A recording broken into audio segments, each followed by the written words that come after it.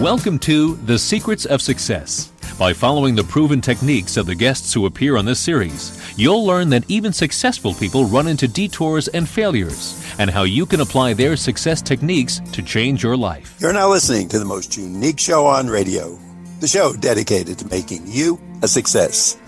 Jessica Weaver wants you to help women raise their self-worth and net worth. Today, Jessica will tell us how. Jessica, thanks for being with us today. Hi, Bill. I am so excited to be here. How are you? I'm wonderful, but more important, we want to hear from you because you've got some very interesting books, blogs, etc. So we're going to tap your whole communications empire. I love it. Yes, that sounds great. Now, I want to start out because I love this title. You have a blog called Not Your Father's Advisor. Is that right? Yes, it is. And what's Bill, wrong with your father? What's wrong with us old guys? Well, did you know that my father is an advisor? He is a financial advisor. I did because I've read your other book, Strong Woman, Stronger Assets. See that? There you go. Yes. And that's what I found. The typical advisor is my dad. It's a male in their 50s and 60s. And when they were trying to talk to women about money, and not even just them, but our whole financial industry. I've been in the industry for 11 years. I also grew up in the industry. It doesn't cater to women. It doesn't cater to women how we like to be educated, how we like to shop for our money, not just with our money. It wasn't meeting us where we wanted to be met. And the advisors were talking right over their heads, talking high level, and they just really wanted to know, how am I going to live securely? How am I going to have stable money and know that I'm going to be okay? And if I remember in your book, when you say you're different, you actually run Mimosa Parties and things like that. Am I correct? Did I read that? Yes. Even during COVID, we had a virtual happy hour where we shipped people wine so that we could all still come together in a relaxed, and it's more the environment. I want women to come and feel safe and be able to be vulnerable and open about what's going on with their money. Because if we aren't open, we're just hitting the surface level. We're just hitting the surface, and there's always a deep-rooted relationship that we have with money. And if we can't get to those root issues, they will always overspend, or they always will put their head in the sand and ignore their debt. There are all these habits that come from this relationship, and it starts when we're really young. The relationship with money starts in between the ages of 3 and 7. That is really young. I mean, I would think about the earliest. And if I was guessing, excuse me, I would have said, okay, young, but probably 9 to 14, teenagers want to spend, etc. So 3 to 7 is definitely young. Yes. If you try to think back, Bill, what was your first memory of money? I honestly think an aunt of mine, we used to play store. And she knew I liked chalk and that because kids like to write with chalk. So we would write on the board like 25 cents and pretend I was selling something. I have to guess I was in the 5, 6, 7-year-old range then, okay. But the memory doesn't go back that far for me. So I can't recall. You say your relationship with money isn't about money. What's it about? It's so similar to health and wellness industry. When people are overeating, they're overeating for a reason. It's not actually the food. When people are overspending, it's not necessarily they're overspending. And I always tell people, having more money isn't going to fix your money issues, right? We earn more money, we spend more. We earn more, we spend more, and we get into this hamster wheel that we can't get off. So finding out what is the real reason we're overspending. And I'll give you an example. One woman who came to me, she never had any money growing up. She lived in extreme poverty. Her mom even stole from her when she did have money. So now as an adult, she's always overspending because she wants to feel accepted. She wants to feel like she fits in and has the things that when she was growing up, all her friends had, but she never had. And she always kind of had to hide who she was. And she never accepted who she was. And now as an adult, she's constantly overspending to fill that void and that need and to try to feel worthy and to fit in. I think that's a great analogy. In fact, I put a note in when I opened your book, I think I told you before the show, I expected you to be telling us invest in mutual funds, look for a good CD, and cut a lot of coupons. Your book is nothing like that, correct?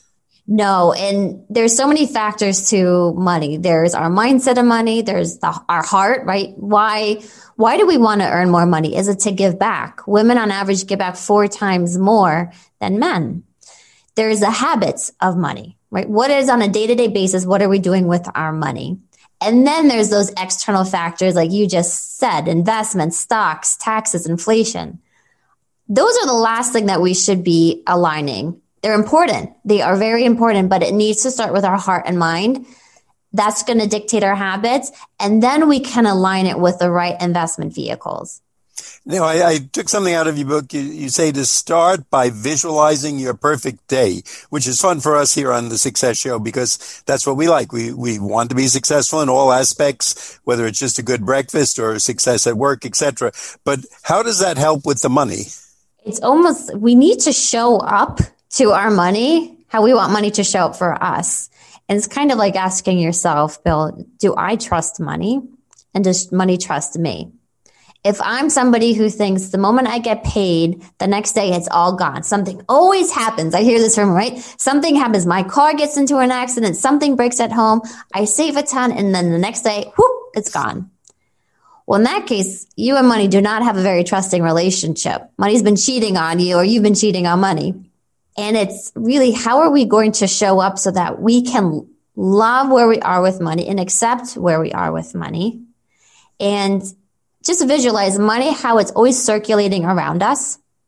It's kind of like orbiting around us. It's waiting for us to call it in. And the more we can visualize it, the more we are calling it in, drawing it to ourselves, the more intentional we are going to become with our decisions in life general or with money, with our careers, the more we're going to put ourselves on a path to be where we want to be with money.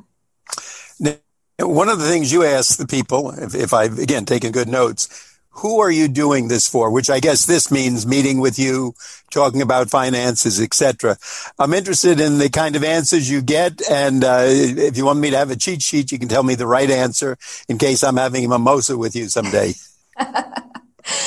Yeah. So you want me to explain what kind of women are coming to me with? What they usually answer when you ask them, who are you getting your finances in order for, etc. Is it their husband, their mom? Is it just retirement? It's always interesting because when I ask them, what are their goals for their life? They're like, I haven't had time to think about that. And that's the biggest thing is, well, we're not going to go in any direction then. We're just going to haphazardly make decisions with our money, with our life, and hope things come to fruition at the end. Instead of, okay, now we know our clear path. We know what lane we're driving in. We have buffers on that lane to keep us there and keep us leading forward. But it is true. I'll ask them and they'll say, I want more money. Well, why is money important to you? Well, it gives me security. I don't want to become a burden on my kids, or maybe I don't even have kids. Maybe I'm a single woman. I have no kids. Then what? What happens if I run out of money? Who's going to bail me out? And that's a huge fear. And it always leads to peace. When you keep digging and digging and digging, it's just having this overwhelm of peace in your life, knowing you're doing enough, knowing you're saving enough, knowing that you are enough in this world. So usually it's more of not becoming a burden on their parents, their siblings, their kids, or even if they don't have any kids, then what? I would think one of your get-togethers, and not just because of the party atmosphere, the wine, the sandwiches, the mimosas, but honestly, I think that would be very interesting because whenever I'm preparing a show the week before, I'm visualizing everybody I see under that person's, whatever the topic is in the book. And I look to see, are they really doing the things you talk about, or last week's guest, where it's applicable. And we try to make it applicable to the average person, to the guest that's just out on the street. Jessica, before we move ahead, I'd like to let our audience know that if you're just tuning in, you're listening to The Secrets of Success on the voice of Nassau Community College, 90.3 WHPC. I'm your host, Bill Horan. Today we're talking to Jessica Weaver, author of Strong Women, Stronger Assets. Jessica, can you tell us where we can get the book and a website where we can find out more? Oh, yes, of course. Everything is at jessicaweaver.com. So our blog, Not Your Father's Advisor, where we post every week free resources and content. And we also feature a money council. So other financial professionals who are women. And my 2 best-selling books, Strong Women, Stronger Assets, and Time to Refine, are all on jessicaweaver.com. Easy enough to remember. And you use that magic word that we like. Remember the old Groucho Marx show? Goes back 50 years. If you said a magic word, a little duck came down and from the upper part of the studio, and you said the magic word free. And we love that. You said if you go to your website, there's free information. And what was it called? The Council on Money? Yes, our money council. So everyone needs to have a money council. It might be different for each person, but when you think of having it, your go-to accountant, an attorney, a mortgage broker, a coach, money coach, an advisor, build out those professionals. So then you can start delegating your money. You really step into that leadership role with your money because you shouldn't have to do it all by yourself. You should also be able to lean on people when you're coming up to big pivots in your life, whether you want to buy a second home, you want to retire. Who are you asking, can I do this? And almost getting that permission we're always seeking. One time, just for fun, I sat down, having a lot of spare time, being an old math teacher. If I made an extra 50 cents a day and saved it, if I made an extra $1 a day or $2 a day, those numbers come out pretty high when you start going through the numbers we're talking about today. If someone just worked an extra hour a week, I know that's not what you're all about, but there's probably a lot of money out there that most of the people you're talking to could either use better, more efficiently, or more productively if they had someone like yourself or someone from the Money Council overseeing it and just giving them a little nudge or push to the right or the left. Now, in your book, you have some anecdotes, and one I love, and I think it applies to a lot of our audience, so if you don't mind telling us, you had a few interesting relatives that had interesting marriages. Let's say that, and I'll open the door and leave it to you. Yes. So my grandmother, my mom's mother, was a very successful woman. She had 2 TV shows in the DC area, and her second marriage, she was married to him for 35 years. Long marriage. Doesn't mean it was a good marriage. It does not mean it's a good marriage. They really lived separate lives. She retired down south to North Carolina and then Florida, and he stayed in DC. And for 35 years, they would see each other maybe 2-3 times a year. Not much. But one night, in the middle of the night, she got a phone call, and it was from his mistress. And she said, I dropped him off at... Wait, you went over that very quickly. From his mistress. From his mistress, yes. That's a nice surprise. Not a nice one, but surprise. Yeah, pretty big surprise. And she basically said, I left him at the hospital, at the ER. He had a stroke, and you can figure out what to do from here. You're the one married to him.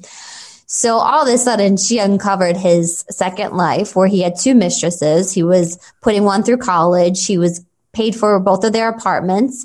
One had a Mercedes that he bought her, $3,000 handbags, spending a ton of money on them. And where's all this money coming from? Well, she also found out after lawyering up and got her divorce team all set, just kind of like the Money Council, right? We need the same thing when we're going through a divorce, having those professionals. And he put her 2 houses in his name, and he took out money on them. So obviously he forged her name, did all these things behind her back, took money out of the houses to fund this lifestyle for him and his mistresses. So fortunately, we caught it as soon as we can, as soon as the mistress led onto it, and she was able to divorce him, clean slate, and move forward. But it really was a huge learning piece, especially for me seeing this as a child, saying, here's a successful woman, and she got blindsided. What does that mean for everybody else? And the more we can be proactive in having a plan, in having a money council, having this team of support, the less vulnerable you are to these things happening. And not only is that shocking, but when you think over the years, some portion of that money, even if we take the most minimal portion, 8 or 10%, would be due to her work and her supporting the husband, etc., or allowing him to go off to work and doing the work at home or mowing the grass, whatever. And that should be part of her estate and income, not third outside parties who are kind of interrupting the marriage to be nice about it, etc. So from that, I think we all learned, if nothing else today, one, check the names on your property, both your personal property and real property, right? Yes, and getting educated on what is separate property, what is marital property. And it's different in each state. And that's so important because especially now we're having more and more marriages, second marriages, or people just getting married later in life. And you have assets. You have sizable assets. And I have these conversations with people, especially going before you get married, have these conversations. I had a call from one of my clients and she was crying to me. She goes, I think getting married was the worst financial decision I ever made. Because she thought that her now spouse was financially independent and he was really struggling day to day with the money. And now that is getting put on her. You want to know this stuff up front and get on the same decision. page. That's your decision. But at least if you know it before you trap yourself, because if life is only going to get worse after the marriage, why would you enter into something like that, especially if you've worked all your life or put together some savings?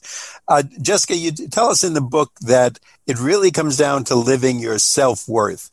Now, if I came to one of your meetings, I would ask you right off, what does that mean? Don't I have good self-worth? I'm sitting here, I'm talking to you. I'm probably somewhat successful in whatever I do. Can you explain that to people? Yes, especially when we really do tend to lowball our worth. And I see it all the time where you're in a job and you're getting good money. So you feel that you should be grateful for the money you're getting instead of seeing, well, the same job, what could I be earning in a different department or a different company? And they realize how low that they've been compared to other people, or even just getting a job offer and being too intimidated to negotiate for a higher salary. Whereas men, and they do surveys and studies on this all the time, how men, they're fine going for a promotion even if they don't hit all the criteria and getting it and asking for a raise right off the bat. And when we need to start doing that as well and educating ourselves on what is our true worth, and it helps eliminate a lot of distractions. Bill, a lot of jobs that aren't paying you your worth, or relationships that are sucking you dry, or even clients if you're a business owner. So many times our worst clients, the clients that pay us the littlest amount, but suck up all of our time. So getting clear, what is your true average rate per hour, per week, per month, and sticking to that. And when we aren't sure on our worth, we're not going to stick to that. We're going to falter. We're going to go back and forth. We're just going to get more and more frustrated with ourselves. We've only been talking, 15 minutes? Yes. But I already feel more empowered just by talking to you because you're bringing these things out and you're telling me about them. And now I'm going to think about them during the day. Obviously, I'm not a woman, but if someone is hearing this, there's probably more gaps in their background, or maybe like your grandmother or the parties you talked about, someone not checking their deed and finding out it's all in the husband's name, or maybe a mistress's name. And wouldn't that be hateful to go through life knowing that for 30 years, someone else was getting what you should have, or in your old age, that home that you think is yours is disappearing to someone else who you probably hate, to be honest, right? Yes. It's true. It's like the first step is let's get informed. Let's get very clear on what is happening with our money. Am I sabotaging myself? Am I eliminating myself from opportunities and I don't even know it yet? I don't even give them a chance to say yes before I already shut it down. It's really getting educated. And where am I showing up for my money? I think that's the biggest takeaway. Where am I showing up for my money? Well, we know where to get educated. We come to Jessica Weaver. And right now I want to, again, let our audience know, because they're probably listening to you and say, who is this person? How can I find out some more? To our audience, you're listening to The Secrets of Success on the Voice of Nassau Community College, 90.3 WHPC. I'm your host, Bill Horan. The important person that you want to remember is Jessica Weaver, spelled W-E-A-V-E-R. Her book, Strong Woman, Stronger Assets. And Jessica, we're going to ask you, where can we get that book? Where can we learn more about the blog? And is there a website you can tell us about? Yes, jessicaweaver.com. It's got our blog, Not Your Father's Advisor, my 2 books that are out. And we have a 3rd book coming out May of this year. We are pre-launching it, Confessions of a Money Queen. Love that. This is my favorite. This is my baby book. It poured out of me within a week, and it's a very cool take on money. It's really the spiritual side of money, the energy of money, and I just share a lot of my own story. I mean, I really open up in this book and how I've been even able to double my income every month. And I give the readers exactly what I am doing that is allowing me to earn more, work less, but give even more value and even money miracles to the women who are joining in our community. And when you're talking, Bill, about being empowered, the coolest thing is on a daily basis, I get people reaching out to me, letting me know that they have had this huge money miracle, this huge shift with their money. And it's the best part of my job. And honestly, to our audience, what do you have to lose? If you're not satisfied with the way money is going, what's it going to hurt to start investigating Jessica's book, Strong Woman, Stronger Assets? The blog, Not Your Father's, is that correct? Not Your Father's Money Advisor. Not Your Father's Advisor. There you go. Just hear what she has to say. If you like it, as I'm enjoying now, you'll go further. If not, you're just going to be a little richer instead of very rich. So you can choose which one you go with. Jessica, in your book, you mentioned something about people have different money stories. What does that mean? Well, as we talked about earlier, it's how we grew up with money, right? We're influenced by our parents with money. So we'll either adopt what they've instilled in us, or sometimes, Bill, we rebel against it. So if your parents are big savers, you'll probably either be a saver, or you might get your first credit card and say, this is amazing. I can charge whatever I want on it and not pay a bill for 30 days. Yes. And then we're also influenced by our peers who we surround ourselves with, or it could be influenced by teachers, professors, our bosses, and especially our spouses. And this is a big thing that I see with couples as they come together. Everyone has a very personalized money story. Everyone grew up differently with money. Everyone has different values. So it's very hard for a couple, for both people, to have the same money stories, value, and priorities. So coming together and understanding, okay, now I understand, Bill, why you like to save a lot of money, because maybe you grew up and didn't have a lot and you were terrified to lose your house. Or maybe I understand now I know why you spend a lot of money, because you didn't feel worthy growing up because your parents always told you no. Now we can come to a place of understanding instead of always resenting one another or pointing fingers at each other and fighting. So it's good to know, why am I the way I am with money? It's not just because I like to spend more money. No, there's a real reason that we're spending money or saving money. It almost seems like your next book should be something like the astrological signs, where you match up the opposite money stories, but the ones that get along in a marital context, that you could match up the spender and the saver, or two savers and two spenders, and whichever ones you find make the best match. There you go. Now, if someone writes down their money story, how does that help them? Well, it gets to the root of why are we, whether we're avoiding our money, why are we overspending, why are we feel guilty? Sometimes for savers, they feel guilty when they spend any money. And I just had a phone call with a woman who she is so ingrained that she needs to save every dime and penny, that she has been sacrificing her money for 30, 40 years, hoping that by the time she retires, she has enough money. And even if, and I told her, you have plenty of money to retire, she still will feel guilty and really, really scared to retire and turn on income from that money, because what if I did it wrong? What if I'm not doing enough? So where are these fears coming from, and how are they pausing her life? For her, she's going to work until she can no longer work, until her health gives out. And then she doesn't even have her health to enjoy her money. That's not a win-win for me. I want her to be able to retire when she is as healthy as possible, knowing she has plenty of money, being educated so she understands how it works and how she will get sustainable income from it. And sadly, what I'm hearing, whether she lives till 70 or 100, she's always going to have these built-in fears. Yes. Because that's, I guess, her money story. And now, can those be changed? Once recognized, can we change our money story? That's the best thing is, yes, once we recognize it, we can accept it, and now we can move on. Now we can say, okay, what is going to actually suit us? And a lot of times it's, whose stories did I attach to? Because sometimes they're not even our story. But it's this person that's been the role model to us, so we just thought that's the way of the world. We almost are trying to figure out these rules as we're growing up. What are the rules of the world? What are the rules of money?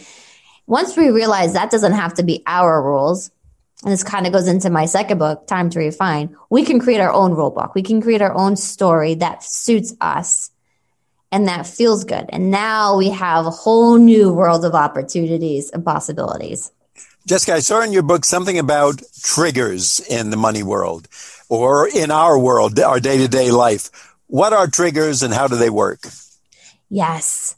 It's such a big piece. We all have these money triggers. Or I'll give you an example of myself. When I was really frustrated at work, until I started to cater towards women and find a way to help women get engaged with money again, I was getting shot down time and time again from the advisors in my firm, from my industry. And I was getting so frustrated, and I was working harder and harder, hitting burnout every day.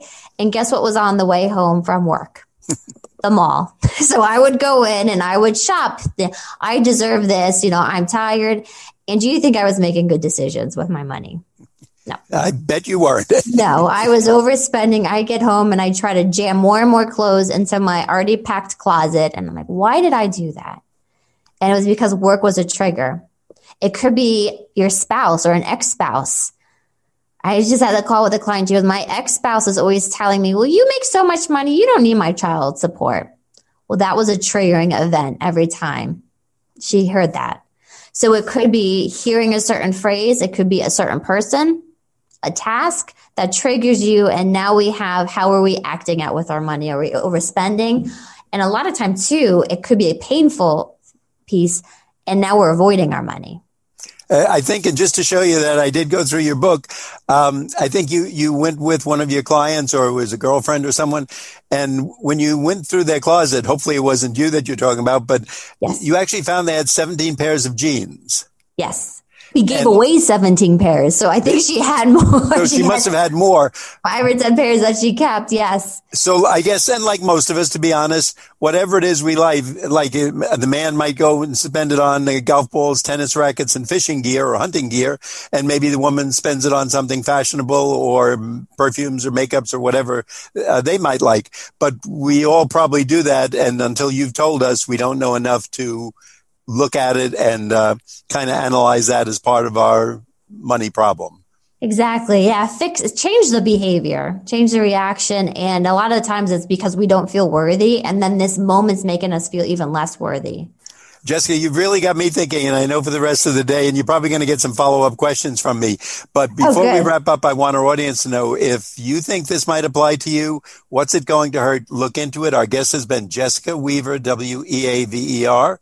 The book, Strong Woman, Stronger Assets. Jessica, tell us where we can get that book and the website once again. Oh, yes. You can get Strong Woman, Stronger Assets, my second book, Time to Refine, which is a strong woman's guide to retiring on her own terms. So that goes into the world of retirement. And even it's more like a work optional lifestyle. So being able to turn work on and off, knowing your finances are set. Imagine how nice that would be. I love it. And that's why I think you have a lot of clients and a lot more people after today's show. Thanks so much for being with us today. We'd like to remind our listeners that you've been listening to The Secrets of Success on the voice of Nassau Community College, 90.3 WHPC. I'm your host, Bill Horan, asking you to please join us again next week at the same time when we will continue our journey to success.